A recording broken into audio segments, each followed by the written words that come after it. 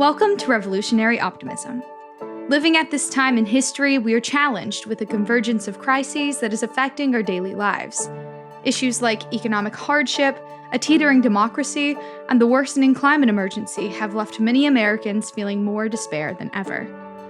To respond to the challenging times we're living through, physician, humanitarian, and social justice advocate Dr. Paul Zeitz has identified revolutionary optimism as a new cure for hopelessness, despair, and cynicism. Revolutionary optimism is itself an infectious, contagious, self-created way of living and connecting with others on the path of love. Once you commit yourself as a revolutionary optimist, you can bravely unleash your personal power, #unify with others, and accelerate action for our collective repair, justice, and peace. On this podcast, Dr. Zeitz is working to provide you with perspectives from leaders fighting for equity, justice, and peace on their strategies, insights, and tools for overcoming adversity and driving forward transformative solutions with unbridled revolutionary optimism and real-world pragmatism. In this episode, Dr. Zeitz is talking with Congressman Jamie Raskin, a dedicated public servant and a prominent figure in American politics. He has served as the U.S. Representative for Maryland's 8th Congressional District since January 2017. Raskin is known for his unwavering commitment to defending and strengthening American democracy. His career has been marked by a focus on constitutional law, civil rights, and environmental protection. As a leader in Congress, he has championed various policies and initiatives aimed at safeguarding the democratic process, ensuring the rights of American citizens, and addressing some of the most pressing challenges facing the nation. Throughout his time in Congress, Raskin has played a crucial role in key events and legislation, including his involvement in the second impeachment of President Donald Trump. He is widely recognized for his passion and dedication to upholding democratic values and principles. We are honored to have Congressman Jamie Raskin here to discuss his leadership in advocating for policies to protect American democracy and the broader issues surrounding the state of American democracy today. Here's your host, Dr. Paul Zeitz. Hey, thanks, Congressman Raskin. It's a great honor to see you today and have you on my podcast. Is it okay if I call you Jamie? Please. I wanted to have like a heart-to-heart conversation with you. I'm actually a constituent and a neighbor here in Silver Spring, and I want to really just thank you for your inspiring service and leadership. We worked together in 2019 when I was with the Foundation for Climate Restoration, and you introduced that landmark legislation to address the climate emergency. And then I did a lot of global AIDS advocacy, so I knew your dad at IPS. So I just wanted to acknowledge my deep connection with your lineage and with you and your effort. And I'm so thankful for your leadership. Honestly, I don't know how to say that anymore. Thank you kindly, Paul. That means a lot to me. And these are tough times, and the work that you're doing creates a bright pathway for us to get through the darkness. So I appreciate it. Exactly. So I am a father of 5 sons, and I was deeply gripped by your memoir, Unthinkable, from your book, and the kind of intense openness and vulnerability by which you shared your story was deeply inspiring and healing for me personally. And I want you to know that I've actively taken your parenting advice, and I'm actively discussing suicide to demystify that in my family with my sons and their friends and that whole network. So I took that on as one of your key recommendations, and I am living into that. So I appreciate you for sharing that through such a painful and difficult experience that you have had. So I want to know just how are you? You've been through a lot. And, things are tough. We love you as a person. So I want to stop all the political noise and just say, hey, how are you doing as a person? Well, I appreciate that, Paul. And thank you for reading my book and for what you said about talking to your sons about Tommy and about the problem of suicide and the mental and emotional health crisis that our young people are facing. Because not a day goes by that I don't hear about another family struggling with this. It's just a very hard, tough time for young people all over the world and here in America too.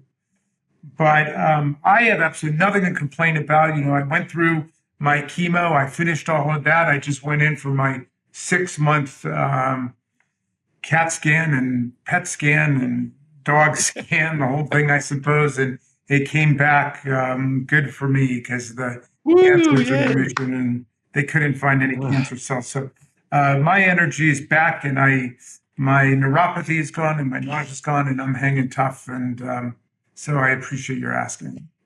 Wow, our prayers are being answered. So all the healing prayers that were sent by so many, thank you, and you got world-class medical care, I'm sure. So I am a revolutionary optimist, as you heard. So I was really excited when I got to page 11 of your book, when you talked about yourself as a constitutional optimist. You talked about constitutional optimism, that, you even acknowledge it could be a dangerous thing, but you're always optimistic, And then you talked about political optimism, right? And so I was like, okay, that was really, really interesting to me.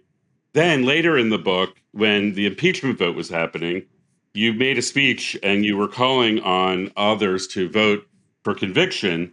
And you said, I know and I trust you to do impartial justice, driven by your meticulous attention to the overwhelming facts of the case and your love for our Constitution, which I know dwells in your heart. So that, I thought, was, what you were talking about constitutional optimism. So I'd love to hear your view of what is constitutional optimism. Well, I suppose I meant it as kind of a double meaning, sort of a play on words. I'm a constitutional optimist in the sense that my Constitution personally is one that is, at least so far, ineradicably optimistic, and my siblings and my family made fun of me forever about being Mr. Rose-colored glasses. And so that is in the nature of my Constitution as a person, and I suppose we're kind of born into that. But I'm also an optimist about the Constitution and about the way that the rule of law can save us when otherwise we are just driven by the passions and the emotions and anger and rage and partisanship and so on. Like yesterday, there was a motion to expel George Santos from the House. And for me, it was an easy vote to vote against it because he's not been convicted of anything in any of the criminal trials that were cited in the resolution they brought against him. And his ethics process has not happened yet in the House. It's in the middle of it. So we're not looking at a criminal conviction or an ethics conviction. We've only expelled 5 people in American history. 3 of them were Confederate traitors to the Union, and the other 2 had felony criminal convictions, not just indictments. And so I could look at my colleagues on the floor and pick out 4 or 5 Democrats that they would immediately move to expel based on lying as they see it. They said Adam Schiff lied about Trump. They've already censured him for it. But if we're expelling people for lying, for at least allegedly lying, without a criminal conviction or without an ethics process, they would very quickly go after Adam Schiff or Rashida Tlaib or Jamal Bowman. So this is why I say, I'm a Constitution guy. I think that we need rules for the road by which we proceed. Otherwise, the human mind is just a little bit too precarious in terms of how we think about things. And we are swept away by our emotions. I campaigned against George Santos. I was up there not just several months ago in his district, appealing to the Democrats. I told him to resign and so on. So I don't want him in the House, but I'm forced to think constitutionally about what removing him before any legal process. What the implications. Yeah, thank you. That's really insightful. And I appreciate your explaining that because that was helpful for me. So, okay, I think I get where you're at. You have personal constitutional, like you, the person, Jamie Raskin, are optimistic by nature, and you bring a commitment to the rule of law as and the Constitution is the way our country is being governed right now. So you bring that as our rule of law and living by that. So that's really clear. I'm a small And c and a capital C constitutional optimist. So. wait. Say that again. Make sure I want to understand that. What's the Well, I small c? mean, I'm in the first sense, I'm a small c constitutional optimist. That's Okay. my nature. And I'm a capital Right. C constitutional optimist. That's my belief in the Constitution. Okay. Perfect. Very helpful. We finally unpacked that. So now I'm a revolutionary optimist, which is different than a constitutional optimist. So I am I'm a doctor by training, and I have suffered from despair, hopelessness, cynicism, skepticism. So I came up with a cure for living the path of love and looking at everything by placing love at the center and then imagining what it would look like if our social, economic, and political systems put love at the center and for our collective repair, justice, and peace. So when I explore that for myself, I get revolutionary ideas. There's evolutionary progress over time, and then at times in history and life, there's transformational or revolutionary leaps that occur. So I wanted. I know you are a historian as well. You're a secret historian as well as a political leader. So I know you have a deep connection to Thomas Paine, and I know Tommy was even named after him. So I wanted to ask you, how does Thomas Paine's revolutionary spirit speak to us today? I mean, Tom Paine is an amazing figure, for a whole bunch of reasons, but he came over to America in 1774, 2 years before the Revolution. He wrote the crucial pamphlet that really ignited the revolution, Common Sense, by which he meant the sense that people have without having to go to school or college or, seminary at Princeton or whatever. But also he meant the sense we have in common, all of us together. And if we're willing to trust our ability to reason together, then we'll be able to advance the cause of democratic freedom. And he said that, he fell in love with the possibilities of America. He said if America lived up to its principles, that it would become an asylum to humanity, not an insane asylum, mind you, but a place of refuge for people seeking freedom from political and religious and economic oppression. So can you explain something to me? Yeah. So he wrote Common Sense, or published Common Sense, on January 10th, 1776. Yeah. That's 6 months before the actual revolution got sparked. Yes. With the Declaration of Independence. And then he wrote the book, The Crisis, which was published in December of that year. So 6 months after the Declaration of Independence. I don't fully understand that history. And maybe it's not relevant, but I just thought maybe you knew something. Common Sense was meant as an organizing pamphlet for the revolution and for a declaration of the principles. A lot of them infused the Declaration of Independence that Jefferson wrote. But, it was about, how ridiculous the idea of hereditary rulers is. He said, a hereditary ruler makes as much sense as a hereditary mathematician. Right. It might work, but it might not. But the people have got to choose their own rulers. The people have got to choose our own leaders. But the people always must be sovereign. And those of us who aspire and attain to public office are nothing but the servants of the people. And that's the proper relationship in democracy.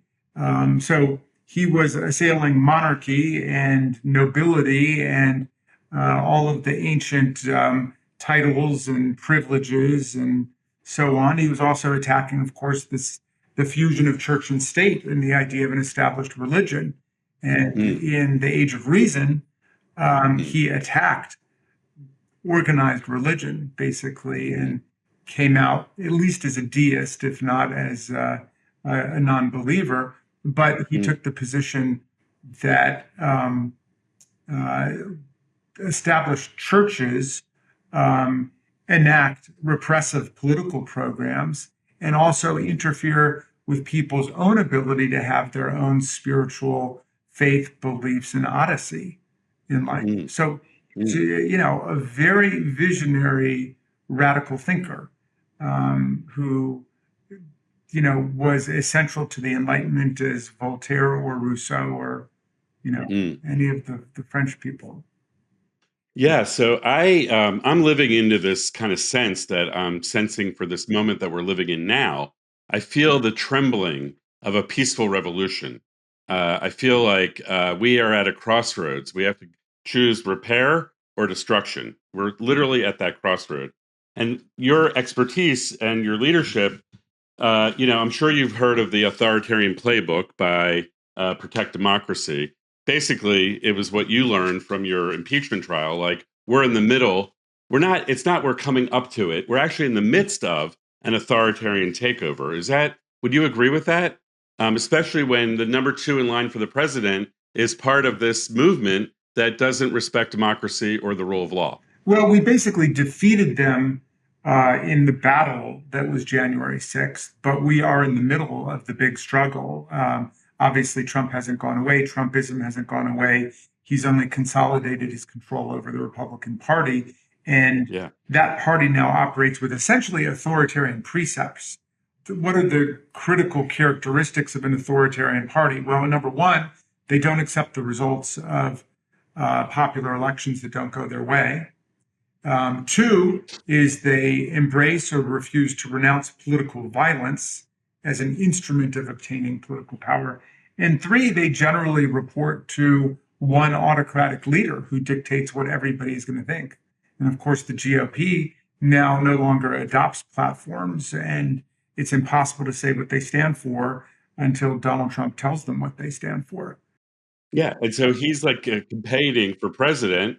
He's, impeached twice, multiple indictments, hasn't been convicted yet by any of these efforts. And, he is like, so to me, it's like, feels like we might be on the brink of an authoritarian takeover of our government, which is like, like that is not acceptable to me personally. So like, I don't like people think, oh, this is going to happen like down the road. I'm like, no, we're in the midst of it right now. Yeah. So I want you to say if I'm right or wrong. Like I'm like, oh, no, I'm ringing you're my alarm absolutely bell. right. We are in the midst of this struggle. I would just, add one postscript, which is he has been impeached twice by the House of Representatives. And in the second impeachment, where I led the impeachment managers to go over to prosecute Trump, there was a 57-43 vote to convict him. Now, that substantial majority vote was not enough to convict him because it's a 2/3 requirement, but we've got bicameral, bipartisan, concurrent majorities finding as a matter of legislative fact that he tried to overthrow the Constitution of the United States. And that to me should be enough to block him under Section 3 of the 14th Amendment. But of course, like everything else in the time of Trump, it's a case of first impression. So we don't know exactly how the courts will rule on this, especially a lot of. Okay, so that's going through the courts. Multiple states are invoking that right now, right? Yeah. So that's being one litigated thing. in Colorado. And then these indictments are happening, and maybe a conviction will happen, but that wouldn't knock him out to run for president, according to our Constitution, right? He's still eligible to run. No, Section 3 of the 14th Amendment says that anyone who is sworn in oath to support the Constitution of the United States, but violates the oath by engaging in insurrection or rebellion, shall never be allowed to hold federal or state office again. So the question is, do you need a criminal conviction? Or, the Constitution doesn't say you need a criminal conviction. Is it enough that he's been impeached for it? Or alternatively, will courts say what this means is that the court, for example, it's being litigated in Colorado now, the court itself will conduct a civil trial as to whether or not he engaged in insurrection. And then it'll get up to the Supreme Court at some point and we'll see what happens. But yeah, so that's all happening. So first of all, thank you for your service on the second as the lead manager for the second impeachment. It was a fantastic, rule of law, bipartisan. I was like, it made me optimistic, not constitutionally optimistic, because I wanted to make sure we touched on, I'm sure Jack Balkin's book, Cycles of Constitutional Time. It's a very fascinating book. I'm a doctor, by the way. So I'm just asking stupid questions because I'm not a lawyer, So But Cycles of Constitutional Time talks about a process of you get a constitution, then they get rotten, constitutional rot, and then you renew them and you transform them. So it's like a cycle of time. We have that in life too, as you know. So I am like kind of wanting to explore with you. I know we're running out of time, but I believe that a lot of what's going on right now can be explained by understanding that this is constitutional rot. So the difficulty in selecting a leader of the House, that sounded like constitutional rot to me. The pending federal government shutdown because Congress isn't doing its job or may not do its job while people in the United States are suffering, that sounds like constitutional rot to me. The fact that President Trump is even eligible to run with everything that we just discussed, to me, is a clear sign that this little document is like not working for the era that we're in. So I call that constitutional rot. The judiciary is like has low support, low trust, and they're actively disempowering the federal administrative state, some people say. So the state of the play right now is, I think all those things are evidence of constitutional rot. So to me, like we're on the cusp of the possibility of constitutional renewal and transformation. So do you agree with the assessment of constitutional rot? And if any part of that might be true, what are your top priorities for constitutional renewal and transformation? Yeah, no, unfortunately, I have not read that book. I don't know that book. But I will say that, for most of the history of our species, human beings have lived under tyranny, under autocrats and dictators and people like Donald Trump and Vladimir Putin. That's been the standard. And American democracy is very much the exception. And the constitutional democracies are the ones that are trying to stand up for people's freedom. Lincoln put it nicely when he said that the constitutional framework is like a silver platter, but upon it rests the golden apple of freedom and liberty. And that's what he thought was identified and elucidated in the Declaration of Independence. And so democracy is necessary for people to have freedom, is what he was saying. If you read our Constitution and the bill and the amendments the way that I do, the vast majority of the amendments we've had since the original Bill of Rights have been democracy expanding, suffrage extending, democracy deepening amendments, right? So the 13th Amendment abolishes slavery, 14th Amendment gives us equal protection, due process, the 15th Amendment bans race discrimination in voting, 17th Amendment shifts the mode of election of the U.S. senators from the states' legislatures to the people. The 19th Amendment doubles the franchise in America, women's suffrage. The 23rd Amendment gives people in D.C. the right to participate in presidential elections. 24th Amendment bans poll taxes. The 26th Amendment lowers the voting age to 18. So all of it is about the expansion and the deepening of democracy. And we got to keep that process going. We don't have one constitutional amendment yet that just guarantees everybody the right to vote. So we have millions of disenfranchised people, former prisoners still in about 7 or 8 states don't have the right to vote back. People in D.C. can't vote for members of Congress. People in Puerto Rico, 3.5 million of them are disenfranchised. And so, we got to talk about all of the specifics. I mean, it's worth another show, but, statehood is a very important part of the historical trajectory of democratic inclusion, but there are constitutional amendments that are needed. We obviously have to get rid of the Electoral College, which is antiquated and obsolete. It's given us 5 presidents who were popular vote losers twice in this century alone, 2000 and 2016. And, it's an accident waiting to happen.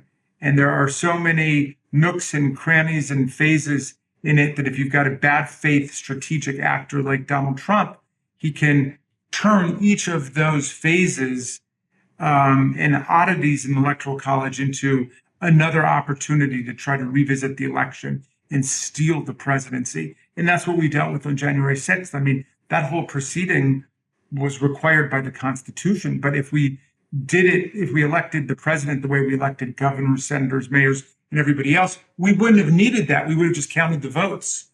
Right. And the winner Popular vote. Yeah, exactly. One person, one vote. Yeah. I'm with you on all those reforms that you just rattled off. The question I have, and we can come back to this next time or next year when we do have you back, but I believe that all those things that I think we're probably 95% aligned on all the reforms that are ideal. The question is, the current Constitution makes it so hard to modify things.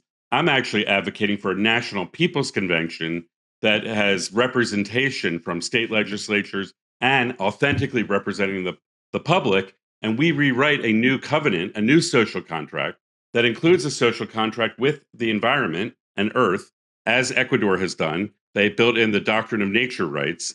We need I feel like this one is so dead and rotten. We need a heart transplant because the heart of America is dying. As a doctor, you don't wait to do a heart transplant in 10 years, 20 years. You do it right now and you do it quick. And then you restart with a new transformation or renewal. Now, some people say we'll do a batch of amendments. I'm like, okay, go for it. I don't see that happening. So I just want you to know where I think that we're in a serious state of the heart of America is dying. The Constitution is rotten. You look through that lens, you go, oh, that explains a lot of what's going on. And what are we going to do about it? I don't want to wait till we have an authoritarian takeover personally. I just don't want to live under that. I don't think that's acceptable. So we have to think about that. So Yeah. Any thoughts are appreciated. And then I'll let you go off to real business. Well, look, I'd love to. I'd love to read your plan and your analysis of how we would do such a thing. So I don't want to dismiss it out of hand. All I will say is that on January 6th, we saw people who literally, led by Donald Trump, who literally tried to set the Constitution aside, did not think it was working, said it was all rotten, it was all corrupt, and they were perfectly ready, to allow the QAnon shaman and the Proud Boys and the Oath Keepers constitute a new convention for us. So, I've had that constitutional moment. Obviously that's not what Professor Balkin's got in mind, but maybe I'm just becoming too conservative in my old age. But I kind of feel like we've got to stick with the institutions and the Constitution we've got and then try to dramatically improve them, which we've done in the past. I mean, the Civil War led to the Reconstruction Amendments in a completely new Constitution. That was renewal and transformation. Yeah. Well, I just I'm dialoguing a lot with people about this. Love to talk to you further. Thank you again for your amazing leadership. It's an honor truly to talk with you today. You have a lot of people behind you, so feel held by your constituents and many people across the country and the world, because we understand that democracy is at stake here in the United States, but it's also rattling and teetering all over the world, as we well know. Well, thank you for your solidarity and encouragement and friendship, Paul. It means a lot to me, and thank you for your activism. And it's been a wonderful break from a tough day, but I got to get back to work, and I look forward to talking to you in the new year.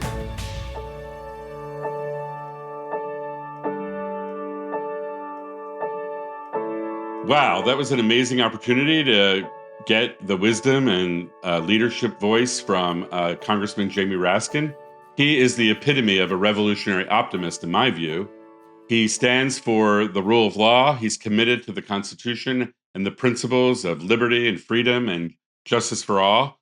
And he walks the talk. He lives that and spends his life legislating and leading the efforts on Capitol Hill for the Democratic side. He has a deep personal story.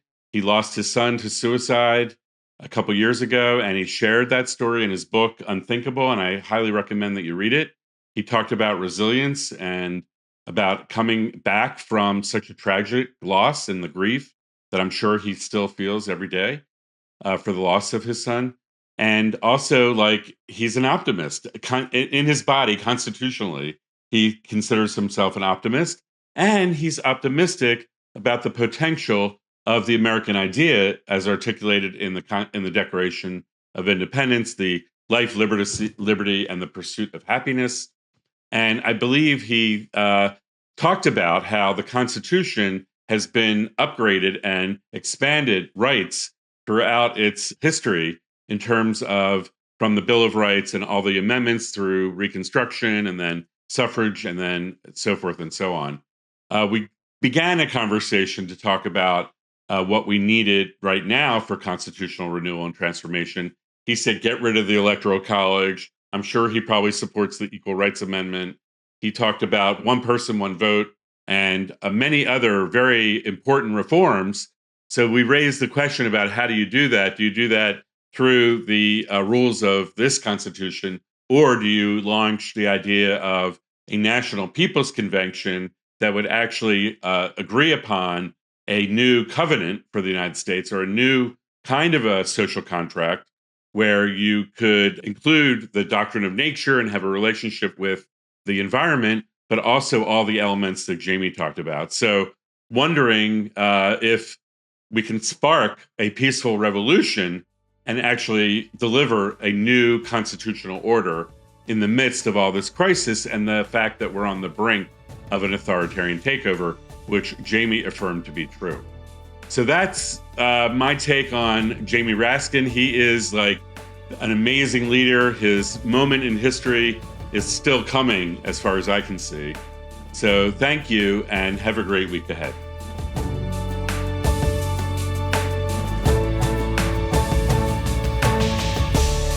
Are you ready to be part of the revolution?